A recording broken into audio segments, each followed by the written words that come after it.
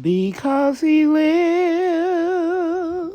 I can face tomorrow.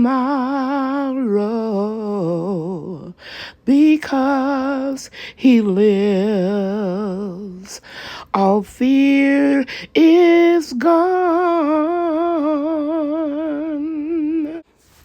You all have requested that I share an update of my house plant and hydroponic bedroom jungle. So I'm starting this video off by sharing some of the plants with you, and I'm been adding mirrors around frames and some of the containers to project more light because there's only one window in this room, but it gets a good amount of sunlight, and then I supplement with grow lights.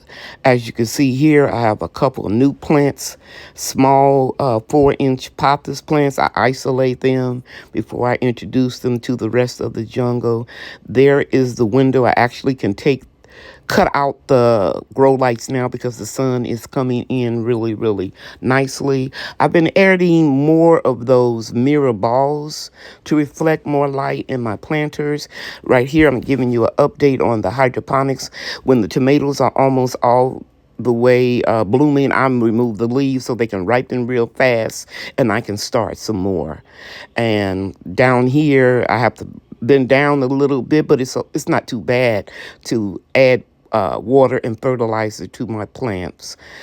My plants are doing really well. Up on that left-hand corner, that's a whole lot of propagations that I've started in water. So it's very easy to multiply your house plants. I encourage you to try it. Here's a closer look at my house plants that are hanging. I just want to share with you that I love the little mirror planters. I've been gifted some, and I'm propagating a lot of plants, some to keep, some to give away. As you can see right up there, that top right corner. Then I'm going in a little closer, showing you that one I'm propagating in water, as well as the one I'm pointing to right now. Over there in the mason jar, the Chinese evergreen. I think I showed you the pothos up there already. No, that's a heartleaf philodendron. But anyway, it's a lot of fun propagating. This is my dwarf curly kale. I just removed one from here. Here it is right here. I'm simply going to remove it from the basket, but I'll keep it in the sponge. I'm doing this because people ask me in the comments, you know, how I transplant them. And I'm not concerned if I break any of the roots off. And I have a pot here that I put in potting soil. I'm just going to insert it in here, fill it up with more soil. And the sponge is biodegradable. It'll break down. Okay, so this is what it looks like. You can still see the sponge right here. And I'm going to add more indoor potting mix to it. And I'll start taking it outside. So this is what it looks like when I'm done. I have 2 dwarf curly kale seedlings and 1 dwarf tomato plant that I'm going to take outside and put it in the sun for just a few minutes. And then I'll shade them, and every day I'll just let them get more and more sun. This process is called hardening off. You have to be very careful. You just can't take them from under the hydroponic system lights and then throw them outside in the sun, or they will fry. So all your hard work will be in vain. So make sure that you harden them off in the sun a little bit every day. Until then, I will put them under this full spectrum grow light until I take them outside. Okay guys, I've left my seedlings out in the sun for 15 minutes, and now I'm gonna pick them up and put them over there in the shade for the rest of the evening. Tomorrow I'll come down and I'll put them out for about 20 to 25 minutes. And I'll do the same every day, adding a few more minutes on them until I'm sure that they are completely hardened off. So it's around 7 o'clock, and this is where I'm going to leave the seedlings overnight. I'll come out at sunrise and move them because it'll be sun on this side of the garden.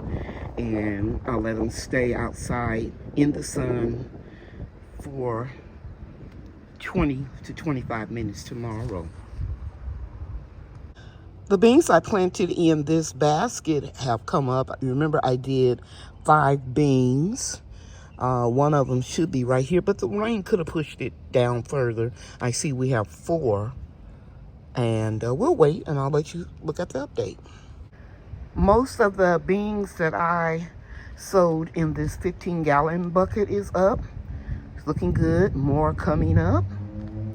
And the okra seeds that I sowed are doing very well. They are coming up now that the weather is warmer. And I noticed something right here has been eating on my zinnia plant, so I'm spraying that real good. Actually, I'm gonna spray everything. This is my homemade organic insect killer. And you spray it in the evening so you don't have problems with bees being killed. And I'll leave a link in the description box to that. And look, right here, see? You can see they've really been eating over here. So I'm gonna spray everything over here. It's pretty windy out here. I'm just gonna give everything a little light mist. And I wanna show you something else. Looking good over here. The lettuce seeds are coming up when Bria and I planted the other day. Looking good, butter crunch lettuce. And, oh, I know what I want to show you. Right here, we're going to be harvesting strawberries very soon. You can see them turning. Okay, look, guys. Something already got one. Oh, this makes me mad. Oh, I am ticked. I am ticked. I anticipated this, so I went and I got one of my owls and a big one, and then a little small owl right here, Charlie. Let me see if I can find a place to put it inside of the bed. It's got sand in it, and so it's real heavy. I don't know what got that. I don't think I have any slugs in this bed, but I'm looking for a spot where maybe right here that I can put this owl. I'll be right back because I have to use 2 hands to do it. So I'm hoping that these 2 owls would deter the insects. I looked all through here real good. I couldn't see any slugs or anything. I'm going to have some nice strawberries in a couple days. I probably should put these stakes upside down closer to where I saw that fruit being eaten. Maybe that'll help a little bit. It's real windy out here, so it's taking the moisture out of my skin because I've been working. Yeah, I think that's all I'm gonna do for today. Okie dokie. And since it's 7 o'clock at night, I'm gonna spray this really good with this organic spray that I made. I'm gonna load it up. And hopefully, whatever that was, it might have been just a bird, but as you can see, I'm really drenching it. Again, I'll leave the link to the spray in the description box. Or you can just go to my playlist for insects and repellents.